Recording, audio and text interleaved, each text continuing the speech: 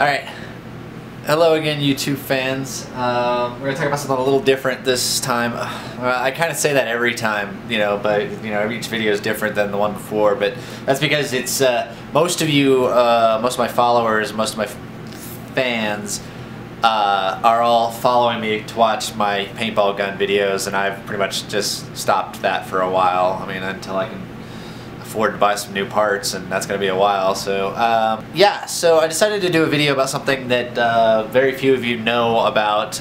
Besides my YouTube videos that I did, I actually have a web comic that I do, and you can see the address down here. It's called Constructed Destruction Comics.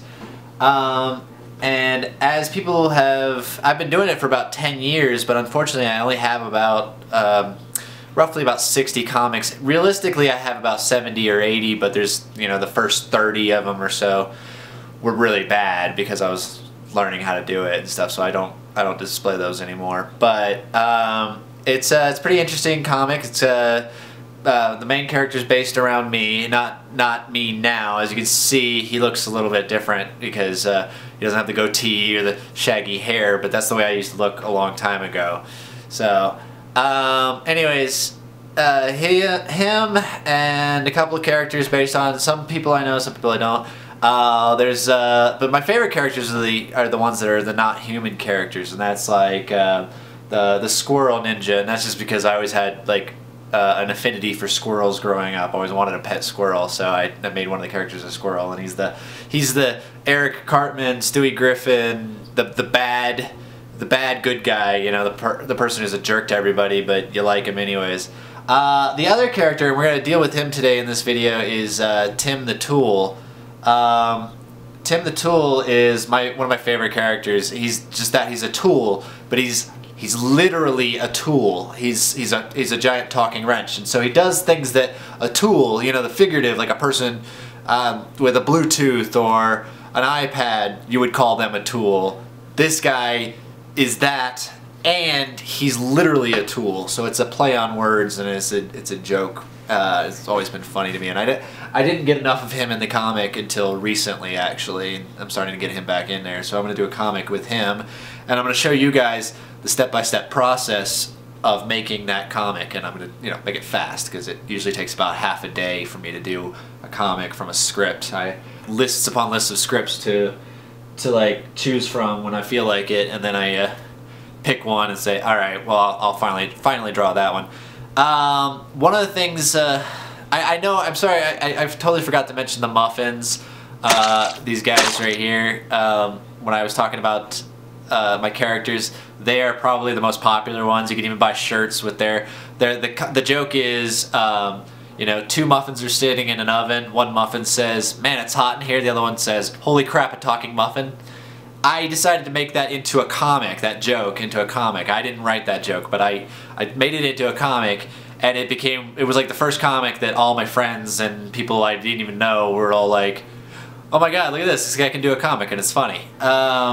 So that was the one that motivated me to get into the comic. And the reason I only have like 53 comics over 10 years is because honestly life gets in the way. I'm not getting paid for this. I don't get time to do this stuff. So, I mean, I'm basically at your guys' mercy. You got to spread it around. You got to show it to friends. You got to read it. You got to get hits on my website. Click on the advertisers. Buy my shirts. I can't even buy my shirts. I should be wearing one of my Muffin Shirts right now, but I don't even have the money for that because even with my employee discount, I don't get it. So anyways, let's get into it. The first thing I wanted to show you, the first step in the process of making the comic is actually drawing it. And for a lot of people that are just now getting into the comic or just now reading it, it's kind of funny. I go around and I show people the comic, and a lot of people like look at it and they say, they think that I just sort of recycle the characters and just use little sprites and then just plug and copy and paste them and stuff like that. And actually, I do draw the characters all the time, and as you'll see here in this little clip,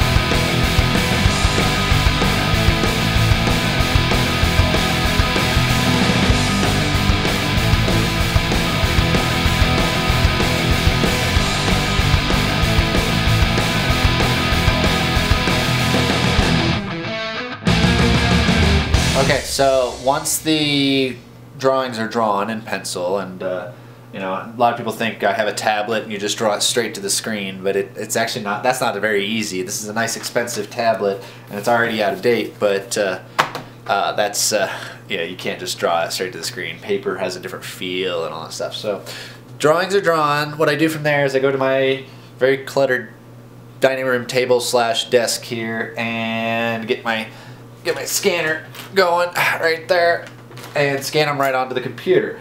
Once I have them on the computer, then I put them into Illustrator, which I'm just now getting used to. I didn't always do that. I used to actually ink the drawings myself. I used to take a pen and actually go over them in ink so that they would scan a nice thick black dark line on the screen, and then be able to fill it via Photoshop. That was a really painful, annoying process, and if you screwed up, I mean, you could clean it up a little in Photoshop, but it was just such a nightmare. So thank God I have Illustrator now. I'm still getting used to it. I've been trained on Photoshop. I have never been trained on Illustrator. So when I do the video capture here in a second, you're gonna see a lot of screw ups. But this is the easy part, actually.